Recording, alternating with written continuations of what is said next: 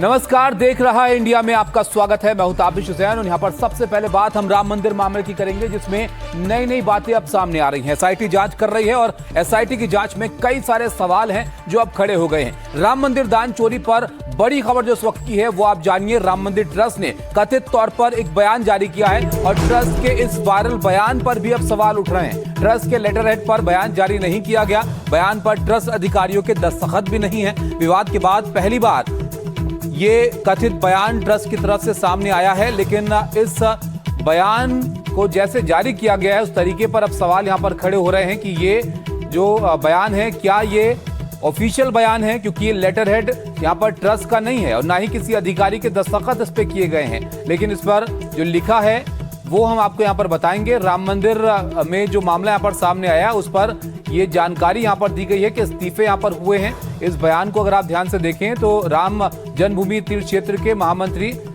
श्री पंचायत राय जी और न्यासी श्री अनिल मिश्रा के इस्तीफे की बात यहां पर लिखी गई है। इसके अलावा त्यागपत्र प्राप्त हुआ, ये बात जानकारी यहां पर दी गई है और ये भी बताया गया है कि न्याय उन भक्तों को आश्वस्त करता है जिन्होंने चांदी की ईंटें, आभूषण, श्री राम मंदिर अयोध्या में पिछले कुछ दिनों में सुनी हुई घटनाओं से हम स्तब्ध, आहत और अत्यंत दुखी हैं।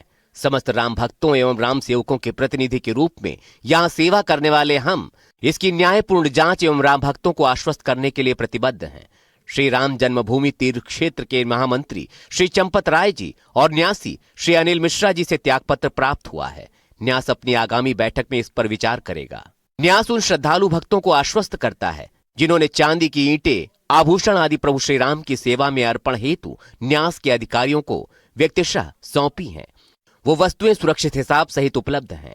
मंदिर के दान पात्रों से प्राप्त राशि की घटना के संबंध में न्यास के निवेदन पर उत्तर प्रदेश शासन द्वारा गठित एसआईटी से प्राप्त अंतरिम प्रतिवेदन के आधार पर न्यास ने एफआईआर की प्रविष्टि की है और उस पर वैधानिक कार्यवाही जारी है। हम सभी को विश्वास दिलाते हैं कि भविष्य में कोई दुर्भाग्यपूर्ण स्थिति ना बने, ऐसा सुनिश्चित करेंगे। अपराधियों को वैधानिक यथा योग्य कड़ा दंड मिले, इसके आग्रही रहेंगे। असामाजिक, अधार्मिक, स्वार्थी तत्वों द्वारा सनातन धर्म पर लांछन लगाने के प्रयास सफल नहीं होने देंगे। कृपया प्रसारित भ्रामक एवं निराधार अफवाहों से स्वयं बचें और अन्य लोगों को भी इसका शिकार न होने दें। हमें विश्वास है कि ये बादल छटेंगे, अंधेरा हटेगा, सत्य सूर्य का प्रकाश होगा तथा श्री राम भक्ति की प्रबल धारा अखंड बहती रहेगी। जय श्री राम। अब देखिए, बयान तो यहाँ पर जारी किया गया लेकिन लेटर हेड पर नहीं है। इस पर और बात हम करेंगे। फिलहाल अजय दुबे हमारे सहयोगी विनय कटियार से बात कर रहे हैं, वो क्या कह रहे हैं वो जरा पहले आप देखिए। जरूरत होगी तो आएंगे हमसे मिलने।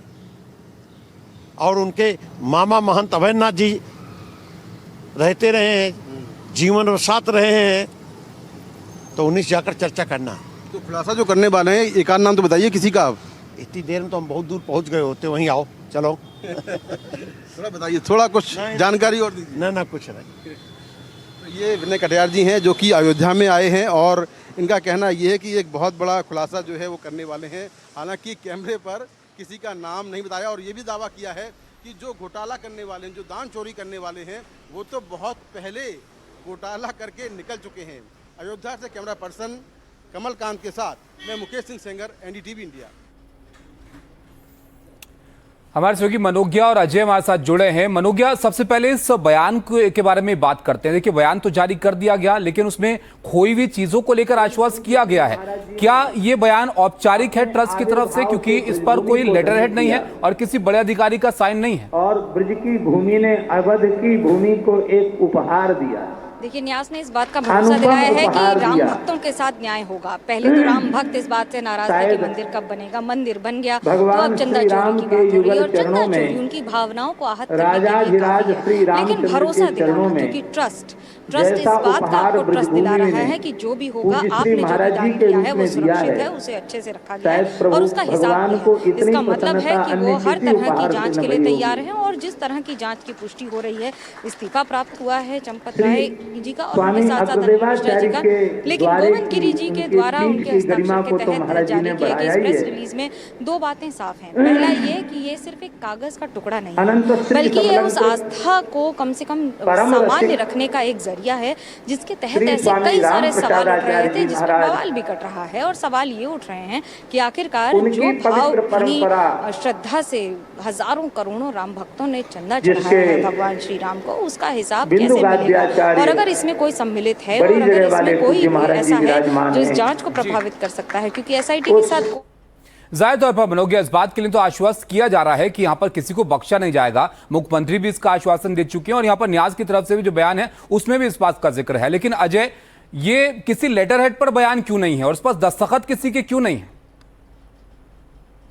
इस बात को लेकर हम भी जानकारी लेने की कोशिश कर रहे हैं कि क्यों ये पत्र इस तरीके से जारी हुआ है। एक आधिकारिक प्रक्रिया होती है इस तरीके के पत्रों को जारी करने की, क्यों नहीं उस प्रोसेस से ज्वाइन किया गया। लेकिन महत्वपूर्ण ये कि देखिए, जो रेजिग्नेशन है इसकी जानकारी कल के दिन ही हमें मिल गई थी। हमने एनडीटीवी पर ये एक्सक्लूसिव जानकारी दी कि दोनों ही जो महत्वपूर्ण किरदार राम मंदिर ट्रस्ट से जुड़े हुए हैं रिजाइन कर दिया है।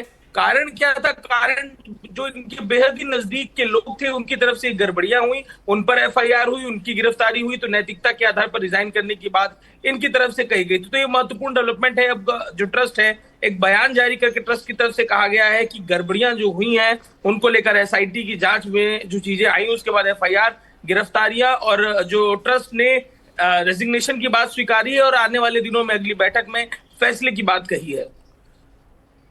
बिल्कुल। अब देखिए यहां पर आगे क्या इस मामले के अंदर होता है। हमारे साथ मुकेश सिंह भी हमारे से जुड़े, उनके पास भी चलेंगे। फिलहाल एक और अपडेट यहां पर आपको दे देते हैं इस मामले पर। अब से थोड़ी देर पहले हमारे सहयोगी ने बात की थी विनय कटियार से चंदा विवाद पर। एनडीटीवी से वो बोले हैं कि जल्द बड़ा खुलासा मैं करूंगा इस मामले के अंदर। तो विनय कटियार अब किस खुलासे की यहां पर बात कर रहे हैं? क्या कोई और नाम यहां पर सामने आएगा या कुछ और ऐसा भी है जिसका जिक्र अभी तक यहां पर नहीं हुआ है? इस सब पर नजर यहां पर रहेगी। बड़ी बात कह रहे हैं विनय कटियार। तो ये क्या वो खुलासा करने की बात यहां पर कह रहे हैं, वो उस पर और आगे बात करेंगे विस्तार से। लेकिन विनय कटियार ने और क्या बातें कही हैं वो सबसे पहले हम आपको यहां पर दिखाते हैं। हमारे सहयोगी मुकेश ने आपसे थोड़ी देर पहले उनसे बात की थी।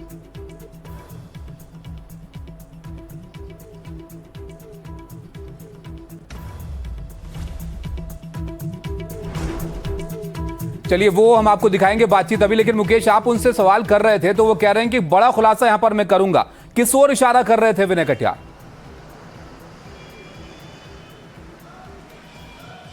देखिए, कुछ देर पहले वो यहाँ से निकले जहाँ पर मैं खड़ा हूँ, और विनय कटियार ने एनडीटीवी से एक्सक्लूसिव बात की है जिसमें उन्होंने कहा है कि वो बड़ा खुलासा करने वाले हैं। जब मैंने उनसे पूछा कि क्या जो जांच चल रही है वो सही दिशा में है, आप संतुष्ट हैं जांच से, उन्होंने कहा कि जांच सही दिशा में कहाँ चल रही है, जो बड़ी मछलियां हैं वो अपना काम करके निकल चुकी हैं। तो सीधा सीधा आरोप लगा रहे हैं वो कि इसमें बड़े लोग शामिल हैं जो कि अपना काम करके निकल चुके हैं। लेकिन जब मैंने कहा कि ऐसे कुछ लोगों का नाम बताओ, तो उन्होंने किसी के नाम का खुलासा नहीं किया है। उन्होंने कहा कि इतना बड़ा खुलासा करेंगे कि सुनामी आ जाएगी। तो इस तरह की बातें विनय कटियार ने कही हैं। और यहाँ से अयोध्या में वो यहाँ पर आए थे और यहाँ से अब लखनऊ के लिए रवाना हो गए हैं। उनसे मैंने बार बार पूछा कि आखिर वो बड़ी मछलियाँ कौन हैं, वो खुलासा क्या है, तो इस पर उन्होंने ज़्यादा बात नहीं की। उन्होंने कहा कि बहुत जल्दी इसके बारे में आपको जानकारी दी जाएगी। तो विनय कटियार का अयोध्या दौरा और एनडीटीवी से बातचीत में बड़ी जानकारी दी है। उन्होंने ये कहा है कि जो बड़ी मछलियां हैं वो काम करके निकल चुकी हैं और जो छोटे लोग हैं जिनका बहुत छोटी भूमिका है वो लोग पकड़े गए। बिल्कुल मुकेश, अब ये बहुत बड़ी बात उन्होंने कही है जब आप उनसे बातचीत कर रहे थे। जरा एक बार देख लेते हैं और क्या कुछ वो कह रहे थे यहाँ पर। भाजपा के वरिष्ठ नेता विनय कटियार जी, उनसे बात करते हैं। विनय जी, आप अयोध्या में हैं और आपने भी इस मुद्दे को काफ़ी जोर शोर से उठाया था। आपको लगता है कि जांच सही दिशा में चल रही है? सारी जांच ठीक ही तो चल रही है, कहाँ गड़बड़ चल रही है? अरे वो स्थान जहाँ राम मंदिर बन करके खड़ा हो गया है, तो उसमें अगर कोई गड़बड़ करेगा तो विनय कटियार तो रहेंगे ही वहाँ, फिर आपको भी रहना पड़ेगा आकर के, तब आना उसी समय। ठीक। आपको क्या लगता है कि जो लोग अरेस्ट हुए हैं इनके अलावा कुछ बड़े लोग भी शामिल हैं या सब कुछ ठीक, जांच सही? अब कौन बड़ा है कौन छोटा है इसकी कोई जरूरत नहीं। क्या लगता है कुछ बड़े मछली शामिल हैं, कुछ बड़े लोग शामिल? मछलियाँ जो हैं वो जाने कब जा चुकी हैं। अच्छा, हाँ, कहाँ जा चुकी है? कहाँ जा चुकी है? वो आप लोगों के पास भेज देंगे। चलो आपने ये चलो भी- चलो चलो, आपने ये भी कहा कि सुनामी आने वाली है, बहुत बड़े खुलासे करने वाले हैं आप। अब वो देखते चलो। अभी तो हम जा रहे हैं लखनऊ, फिर वहीं आकर मिलना। तो देखा आपने, इशारों में यहाँ पर बात कर रहे थे, अब क्या खुलासा करते हैं यहाँ पर ये देखना होगा। लेकिन मनोज्ञा ये भी जानकारी आ रही है कि 11 जुलाई को ट्रस्ट की बैठक यहाँ पर होने वाली है। क्या उम्मीद की जा रही है इस बैठक से? चित्रकूट धाम से पधारे हैं, उनको शीघ्रता भी देखिए, है। ट्रस्ट की बैठक में फैसला होगा कि आखिरकार इसे एक्सेप्ट किया जाएगा या नहीं, क्योंकि स्वीकार किया गया है ये नहीं लिखा गया है, मिला है त्याग पत्र मिला है ये लिखा गया है। तो there is lot of slip between the cup and the sip, ये एक अंग्रेजी कहावत है। ठीक उसी तरह से कि जिस तरह से जब तक ये पूरा हो ना जाए तब तक आप इसे पूरा नहीं मान सकते। लेकिन हाँ, त्याग पत्र मिला है ये लिखा गया है, त्याग पत्र इसको स्वीकार कर लिया गया है ऐसा नहीं लिखा है। लेकिन ये बात तय है कि 11 तारीख को होने वाली बैठक में इसका फैसला हो जाएगा कि आखिरकार इसे एक्सेप्ट किया जाएगा कि नहीं। और तब तक कमोवेश एसआईटी की रिपोर्ट भी आ जाएगी। एसआईटी की रिपोर्ट के साथ साथ इसकी भी क्लैरिटी आ जाएगी कि आखिरकार चल क्या रहा है, जिस तरह के आरोप लग रहे हैं उनमें कितनी सच्चाई है। एसआईटी अपनी जांच के घेरे बढ़ाती चली जा रही है, न सिर्फ लोगों या फिर उनके आसपास के, बल्कि मंदिर और ट्रस्ट और उनके आसपास के लोग जो उसके साथ में शामिल थे, कोष से लेकर बाकी सारे कार्य में सम्मिलित थे, सबकी जांच हो रही है। सारे सीसीटीवी खंगाले जा रहे हैं और उनके साथ साथ एंट्री एग्जिट्स को भी मॉनिटर किया जा रहा है अभी तक पिछले कुछ दिनों की, कि ऐसी कोई गतिविधि न मिले, खासतौर से उन दिनों पर जिस दिन बड़ा बिल्कुल जाहिर तौर पर अब तक की पूछताछ में कई सारे नाम यहाँ पर सामने आए, कई लोगों से पूछताछ हुई है। अब देखिए आगे और क्या कुछ यहाँ पर निकलता है सब जांच में एसआईटी की। बहुत शुक्रिया आप सब लोगों का हमारे साथ जुड़ने के लिए और तमाम जानकारी साझा करने के लिए। अब देखिए, अब तक के इस केस को अगर ध्यान से हम देखें तो पकड़े गए लोगों में सबसे बड़े खिलाड़ी के तौर पर टिन्नू यादव का नाम दिखाई दे रहा है। लेकिन समय बढ़ने के साथ चढ़ावा चोरी गैंग में नए नए खुलासों की संख्या बढ़ती जा रही है।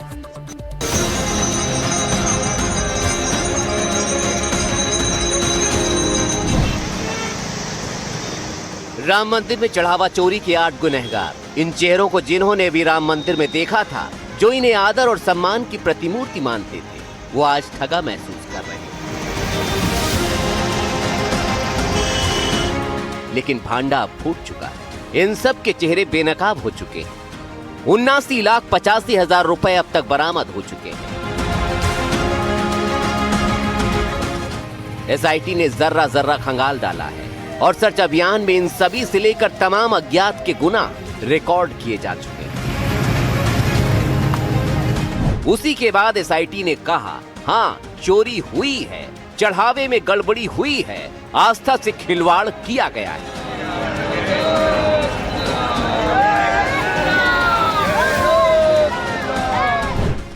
एसआईटी की जांच रिपोर्ट आने के बाद उनके रडार पर मंदिर के 8 आरोपियों से लेकर तुलसी नगर एसबीआई ब्रांच के कई कर्मचारी भी हैं।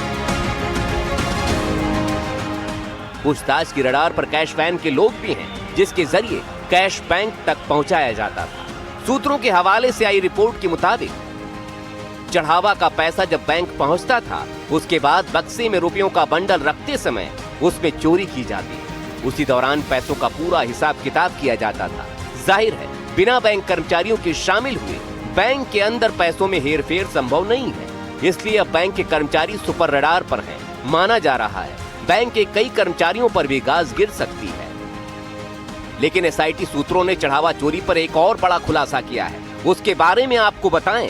उससे पहले चढ़ावा चोरों को बागेश्वर धाम के धीरेन्द्र शास्त्री ने बहुत बड़ी चेतावनी दे डाली है, वो सुनिए। रावण ने माता जानकी जी की चोरी की थी, उसका परिणाम ये निकला कि 7 परिवार सहित नाश हुआ। करोड़ों लोगों के दान राम मंदिर में राम को दिए हुए दान को जो चोरी करेगा पक्का है वो सरकारी दंड तो पाएगा ही, भगवान का महादंड पाएगा। अब आपको एसआईटी सूत्रों के हवाले से हुए बड़े खुलासे के बारे में बताते हैं, जिसके मुताबिक मंदिर ट्रस्ट को बहुत पहले ही चढ़ावे में चोरी का बड़ा अंदेशा हो गया था, लेकिन उसके बाद भी चढ़ावे में लूट जारी थी। रिपोर्ट में लिखा है कि सितंबर 2024 और फरवरी 2025 को राम जन्मभूमि तीर्थ क्षेत्र न्यास और बैंक के बीच एक एसओपी बनी। एसओपी यानी स्टैंडर्ड ऑपरेटिंग प्रोसीजर। इसमें तय हुआ कि चंदे और चढ़ावे के पैसे की गिनती कैसे होगी, सारे नियम कैसे होंगे, सुरक्षा की व्यवस्था कैसे होगी। ये सारी एसओपी तय होने के बाद इस पर सिग्नेचर बैंक की तरफ से गोविंद मिश्रा ने किया, वहीं ट्रस्ट की तरफ से अनिल मिश्रा ने अपने हस्ताक्षर किए। लेकिन चढ़ावा गिनने की प्रक्रिया में उसके बाद भी एसओपी का इस्तेमाल नहीं किया गया, जानबूझकर लापरवाही की जाती रही, ऐसा एसआईटी ने बोला है। जिनके ऊपर एसओपी की देखरेख की जिम्मेदारी थी, उन्होंने जिम्मेदारी को सही ढंग से नहीं निभाया। इसी आधार पर चंपत राय और अनिल मिश्रा की भूमिका सवालों के घेरे में है। दूसरी तरफ एसआईटी की पूछताछ में रामशंकर यादव और टिन्नू यादव और बैंक के पूर्व कर्मचारी सुभाष श्रीवास्तव ने बड़े खुलासे किए हैं, जिसके मुताबिक साजिश में टिन्नू और सुभाष की अहम भूमिका है। साजिश रचने में यही दोनों सबसे प्रमुख माने जा रहे हैं। टिन्नू के पास बिना किसी आधिकारिक आदेश के हुंडियों की चाबी थी, जबकि टिन्नू यादव के पास ऐसे कोई अधिकार नहीं थे। एसआईटी ने सारी बातें अपनी रिपोर्ट में तब लिखी जब उन्हें इसके बारे में पर्याप्त डिजिटल और वीडियो सबूत से लेकर चश्मदीदों के बयान मिले। इसके लिए एसआईटी ने 27 अप्रैल 2026 से लेकर 5 जून 2026 तक के उपलब्ध सीसीटीवी फुटेज खंगाले।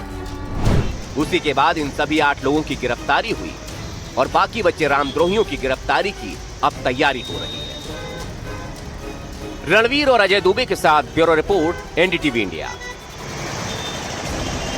अब देखिए, इस मामले में बैंक के कुछ कर्मचारियों की भी मिलीभगत सामने आ रही है। जिस बैंक में पैसा जमा होता था वो मंदिर से करीब 1 किलोमीटर की दूरी पर है। हमारे सहयोगी रणवीर मंदिर के उस गेट से पैसा जहां से बाहर जाता था और बैंक किस रास्ते पर है वहां पर वो पहुंचे, उसकी पड़ताल उन्होंने की है, वो जरा आप देखिए। राम मंदिर आने वाले हजारों लाखों जो भक्त होते हैं वो अपनी क्षमता के हिसाब से चंदा या चढ़ावा देते हैं। ये चंदा या चढ़ावा या तो ट्रस्ट के दफ्तर में मिलता है या फिर मंदिर के अंदर जो दान पात्र है उसमें। और दान पात्र में जो चढ़ावा का पैसा आता है उस पैसे को दिन में 2 बार गिना जाता है। सुबह से लेकर के 1 बजे तक का जो भी चढ़ावा है वो दोपहर 2 बजे गिना जाता है और उसके बाद दोपहर से लेकर शाम की आरती तक का जो भी चढ़ावा है वो रात 8 बजे गिना जाता है। दोनों ही गिनने की जो प्रक्रिया है इसमें 20-20 कर्मचारियों की ड्यूटी लगाई जाती है और उसके बाद उस पूरे पैसे को सीसीटीवी की निगरानी में, जहां पर ट्रस्ट की तरफ से अपॉइंटेड व्यक्ति भी बैठा होता है और बैंक की तरफ से अपॉइंटेड व्यक्ति भी बैठा होता है, वहां पर एक कमरे में सारा पैसा गिना जाता है और गिनने के बाद उसे गाड़ी में रखा जाता है। मैं इस वक्त जहां खड़ा हूं ये राम मंदिर का मुख्य प्रवेश द्वार है। यहां से आम जो लोग हैं वो यहां से एंट्री करते हैं और इसके ठीक बगल में ये जो तीर्थयात्री सेवा केंद्र है। तो देखिए, एक तरफ जांच हो रही है, दूसरी तरफ चढ़ावा चोरी को लेकर सियासत भी तेज होती जा रही है। समाजवादी पार्टी से लेकर कांग्रेस और दूसरे विपक्षी दल सीधे बीजेपी पर आरोप यहां पर लगा रहे हैं और मामले की पारदर्शिता से जांच की मांग उठा रहे हैं। अखिलेश तो एसआईटी पर ही सवाल लगातार यहां पर खड़े कर रहे हैं।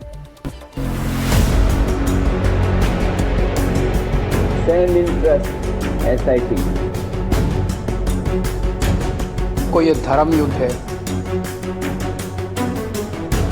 गिरफ्तार करो चंपत राय को, अनिल मिश्रा को।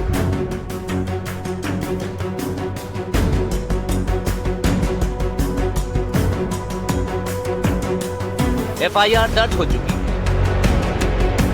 गिरफ्तारियां हो रही हैं, विपक्षी पार्टियां इस्तीफे की मांग कर रही हैं। समाजवादी पार्टी हो या फिर कांग्रेस, सबने चढ़ावा चोरी पर मोर्चा संभाल लिया है। एक के बाद एक जुबानी हमले हो रहे हैं, सोशल मीडिया पोस्ट हो रहे हैं।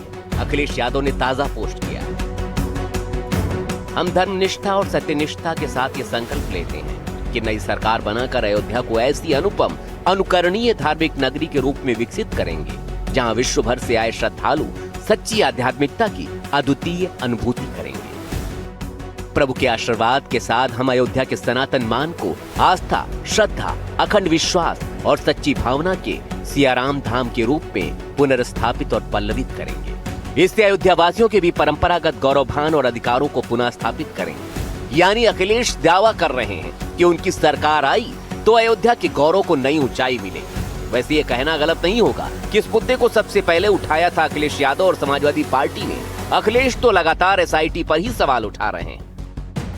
शेयर इन थेफ्ट या कहें सेन इन ट्रस्ट,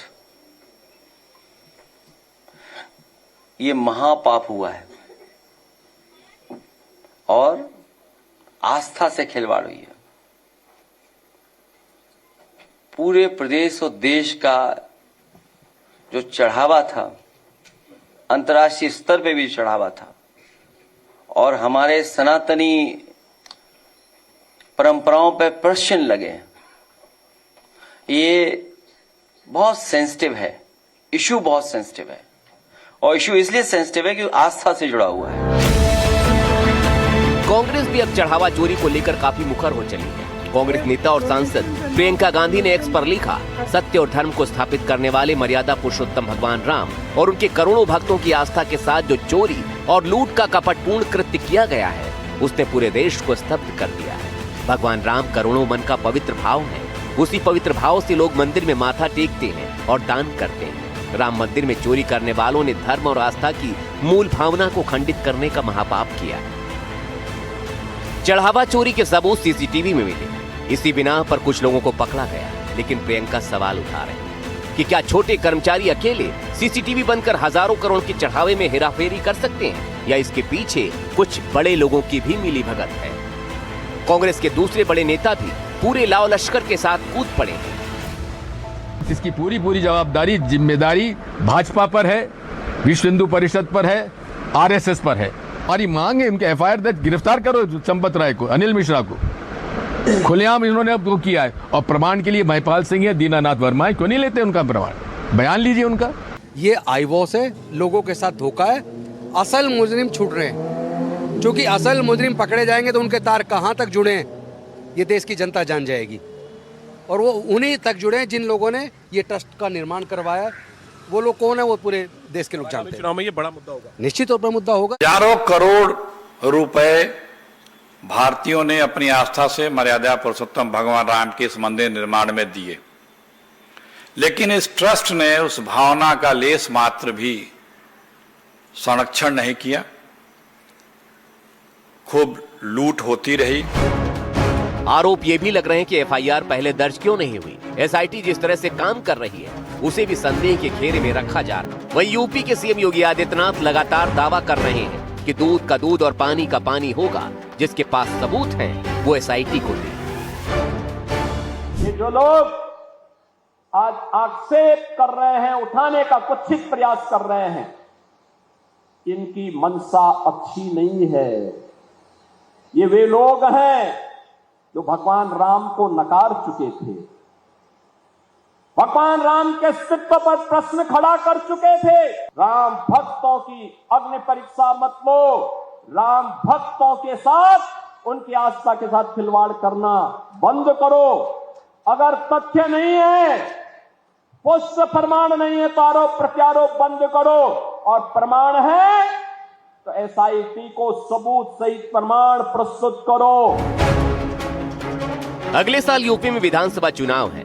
उससे पहले चढ़ावा चोरी का यह मुद्दा जोर पकड़ चुका है। कहां जाकर रुकेगा फिलहाल कहना मुश्किल है। Bureau report, NDTV India. Break के बाद आपका स्वागत है और अब बात करते हैं पुणे के केतन हत्याकांड की, जहां पर एक नई जानकारी सामने आ रही है। सूत्रों के मुताबिक सिया ने कबूल किया है कि उसने शादी तोड़ने से ज्यादा केतन की जान लेना ज्यादा आसान महसूस किया। यानी मंगेतर को खाई से धक्का देकर मार डालना ज्यादा आसान और शादी तोड़ना मुश्किल।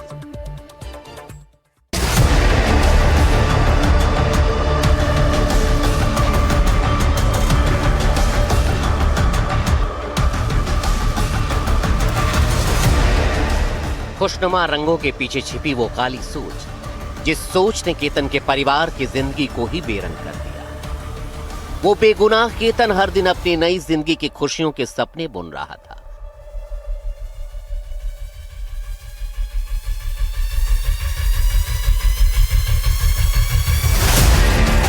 जिसे वो जिंदगी मान बैठा था। हर दिन उसका जन्मदिन मना रहा था। और दूसरी तरफ थी सिया, जो हर दिन हर पल केतन की मौत की तारीख मुकर्रर करने में जुटी। सिया केतन केस में बहुत पानी बह चुका है, लेकिन लोनावाला पुलिस के बंद कमरों से जो सनसनीखेज खुलासे पिछले कुछ घंटों में छन छन कर सामने आए हैं, वो किसी की भी रोंगटे खड़े करने के लिए काफी हैं। इस पूरी वारदात का सबसे बड़ा और सबसे हैरान कर देने वाला खुलासा खुद मुख्य आरोपी सिया गोयल ने पुलिस रिमांड के दौरान किया है। जब पुणे ग्रामीण पुलिस की टीम ने सिया से कड़ाई से पूछताछ की तो उसने जो कहा उसने खाकी वर्दी वालों के भी होश उड़ा दिए। पुलिस के सामने सिया ने कबूल किया। अपने परिवार के सामने जाकर ये कहना कि मैं केतन से शादी नहीं करना चाहती मुझे बहुत मुश्किल लग रहा था। मुझे लगा कि अगर मैं शादी से इनकार करूंगी तो खानदान की बदनामी होगी, मेरे परिवार की भावनाएं आहत होंगी। इसलिए केतन को रास्ते से हटा देना, उसकी मौत की साजिश रचना मुझे ज्यादा आसान लगा। जरा सोचिए, एक लड़की अपने परिवार की तथाकथित इज्जत बचाने के लिए उस शख्स की जान ले लेती है जिससे उसकी शादी होने वाली थी, जो उसका पूरा ध्यान रखता था, उसकी भावनाओं का सम्मान करता था, उसके साथ जीवन के सपने संजो रहा था। शादी तोड़ने के बजाय उसने मौत का रास्ता चुना ताकि खानदान को ठेस न पहुंचे। इसे कहते हैं बेरहमी के इंतहा। आखिर कहां से आती है ऐसी सोच?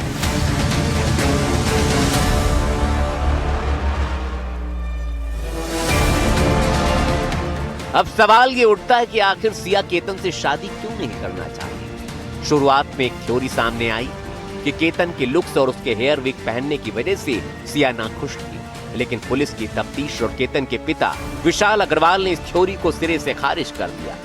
असल कहानी तो कुछ और ही थी। कहानी में क्योंकि एंट्री होती है तीसरे किरदार यानी चेतन चौधरी की।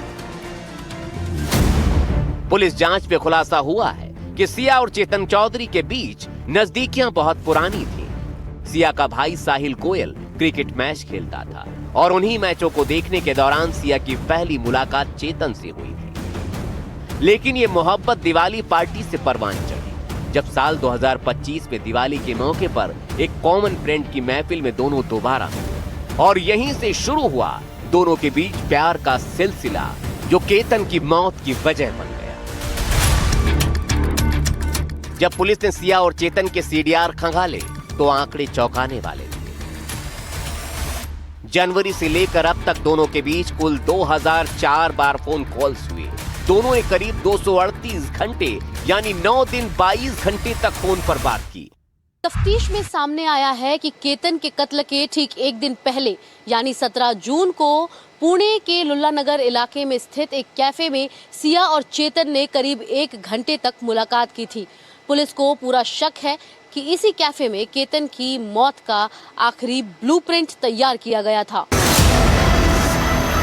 इस मामले में पुलिस का शक सिर्फ सिया और चेतन तक ही सीमित नहीं है। पुलिस इस बात की गहराई से तफ्तीश कर रही है, क्या इस खौफनाक साजिश में परिवार का कोई व्यक्ति शामिल था। इसी सिलसिले में लोनावाला पुलिस ने शुक्रवार को सिया के भाई साहिल गोयल को थाने में तलब किया। सुबह 11 बजे शुरू हुई ये पूछताछ रात 9 बजे तक यानी पूरे 10 घंटे तक जारी रही। पुलिस ने साहिल से कड़े और तीखे सवाल किए, क्या उसने इस जुर्म में अपनी बहन की कोई मदद की। 10 घंटे की इस मैराथन पूछताछ के बाद साहिल का जो बयान सामने आया वो इस केस की सबसे अहम कड़ी है। साहिल ने पुलिस के सामने लाचारगी जताते हुए बोला, अगर सिया ने हमें एक बार भी भनक लगने दी होती या कहा होता कि वो खुद केतन को पसंद नहीं करती तो खुदा की कसम हम खुद आगे बढ़कर उसकी शादी रोक देते। उसने हमें कुछ नहीं बताया। शातिर कातिलों ने वारदात को अंजाम देने के बाद खुद को कानून के लंबे हाथों से बचाने के लिए पूरी कोशिश की थी। चेतन और सिया ने अपने मोबाइल फोन से सारे इंस्टाग्राम चैट्स, व्हाट्सएप मैसेजेस और तमाम डिजिटल रिकॉर्ड्स को डिलीट कर दिया था। हालांकि डिजिटल दुनिया से गुनाह के सारे निशान कभी नहीं मिटते। पुलिस ने फिलहाल दोनों के मोबाइल फोन को जब्त कर लिया है और सारे डेटा रिकवर करने के लिए उन्हें फोरेंसिक टीम को सौंप दिया है। अब इस मामले में एक और नया मोड़ आया। पुलिस ने सिर्फ साहिल ही नहीं बल्कि सिया गोयल के माता पिता को भी लोनावाला सिटी पुलिस स्टेशन में तलब किया ताकि बयानों का क्रॉस वेरिफिकेशन कराया जा सके। दूसरी तरफ इस बेरहम कत्ल के खिलाफ लोगों का गुस्सा उबल रहा है। बेगुनाह केतन अग्रवाल को इंसाफ दिलाने के लिए पुणे में केतन का पूरा परिवार और स्थानीय लोग एकजुट हुए। उन्होंने कैंडल मार्च निकाला। सोचिए, एक बेगुनाह शख्स उस लड़की पर आंख बंद कर भरोसा कर रहा था जिसे वो अपनी हमसफर बनाने के सफर पर था। उसे क्या मालूम था जिसे वो अपनी जिंदगी सौंपने जा रहा है वही उसकी जिंदगी की डोर काटने की तैयारी कर चुकी है। तैयारी नहीं कर चुकी है, बाकायदा उसने डोर काट दी। पुणे से सूरज कस्बे के साथ ब्यूरो रिपोर्ट, एनडीटीवी इंडिया। अब बात करते हैं वेनेजुएला की, जहां पर कुदरत की विनाशकारी तस्वीर देखने को मिली है, विनाश लीला नजर आई है। 2 दिन पहले आए भूकंप की तस्वीरें दहला रही हैं। शहर के शहर बर्बाद हो गए हैं और सैकड़ों इमारतें गिर चुकी हैं। लाशों की संख्या बढ़ती जा रही है। राहत और बचाव का काम यहां पर किया जा रहा है और माना जा रहा है कि हजारों लोग इस मलबे के नीचे फंसे हुए हैं जो इस ऊंची ऊंची इमारतों के गिरने से यहां पर बना। वो मदद का इंतजार कर रहे हैं, जिसके लिए बड़े स्तर पर रेस्क्यू भी यहां पर किया जा रहा है।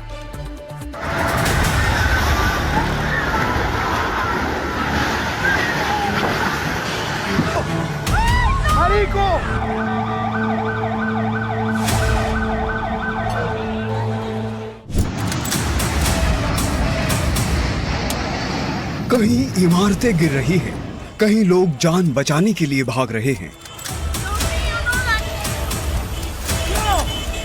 सड़कों पर आतंक फैला हुआ है, किसी तरह जान बच जाए, बस सब यही कोशिश कर रहे हैं।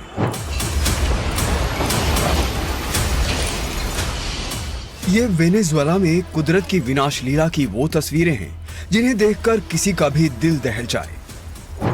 ये तस्वीरें देखिए, कैसे एक ऊंची इमारत भूकंप के झटकों को सह नहीं सकी, ये भर भर आकर नीचे गिर जाती है।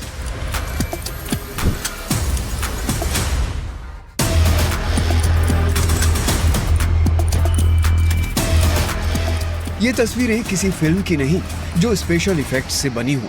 ये उस समय की तस्वीरें हैं जब वेनेजुएला भूकंप के दोहरे झटके झेल रहा था। लोग अपने सामने मौत को देखकर जान बचाने के लिए भाग रहे थे।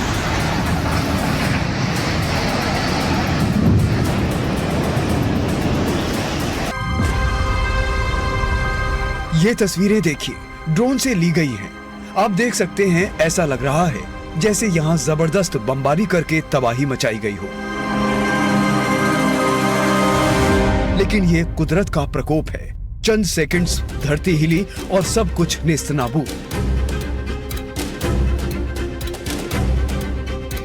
वेनेजुएला में विनाशकारी भूकंपों ने पूरे देश में बर्बादी फैला दी है।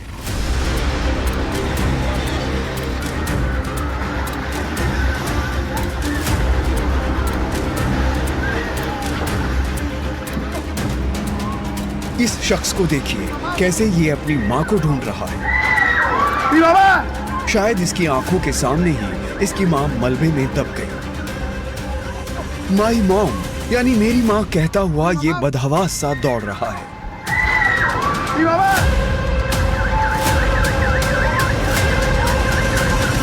जो सड़कों पर बाहर थे उन्हें आसपास की बिल्डिंग से खतरा, और जो अंदर थे उन्हें इमारत की हर छत और दीवार दबाने के लिए उन पर गिर रही थी।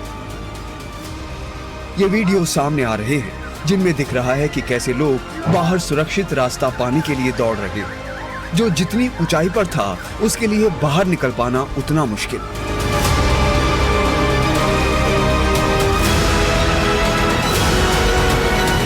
ये काराकस के एयरपोर्ट की तस्वीरें हैं। आप देख सकते हैं कि कैसे भारी भरकम प्लेन तक खिलौनों की तरह हिल रहे हैं। अंदर बैठी सवारियों को कुछ समझ नहीं आ रहा है। लोग बस मदद के लिए चिल्ला रहे हैं। एयरपोर्ट के अंदर हाहाकार मचा हुआ है। लोग अपना सामान छोड़कर भाग रहे हैं।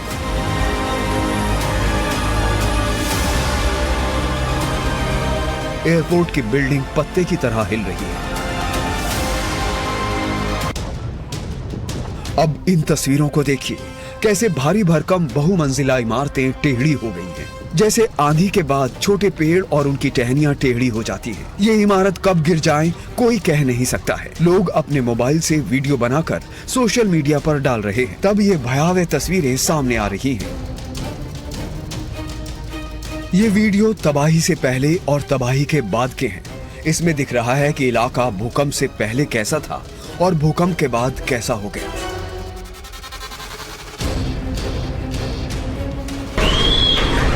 7 से ज्यादा की तीव्रता के 2 भूकंप आए थे। तबाही के बाद अब राहत और बचाव कार्य जारी है। भूकंप ने सब कुछ जमींदोज कर दिया। हजारों लोगों का सुराग ही नहीं मिल रहा। लोग खुद ही अपनों को ढूंढने में जुटे हैं।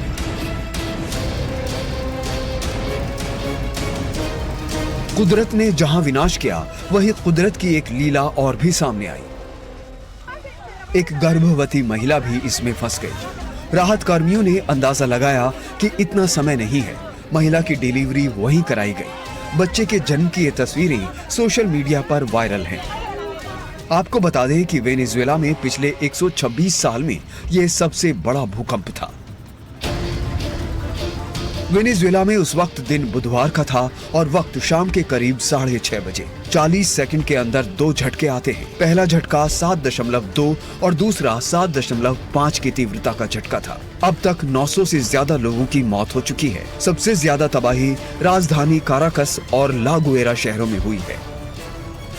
वेनेजुएला में आपातकाल घोषित कर दिया गया है। दूसरे देशों ने भी मदद भेजी है। अंतर्राष्ट्रीय बचाव कर्मी जान जोखिम में डालकर लोगों की जान बचाने की कोशिश कर रहे हैं।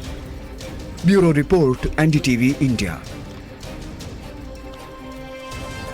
इसी के साथ यहाँ पर एक और छोटे से ब्रेक के लिए हम रुकेंगे। ब्रेक के बाद जल्द लौटते हैं कुछ और बड़ी खबरों के साथ। आप कहीं मत जाइए।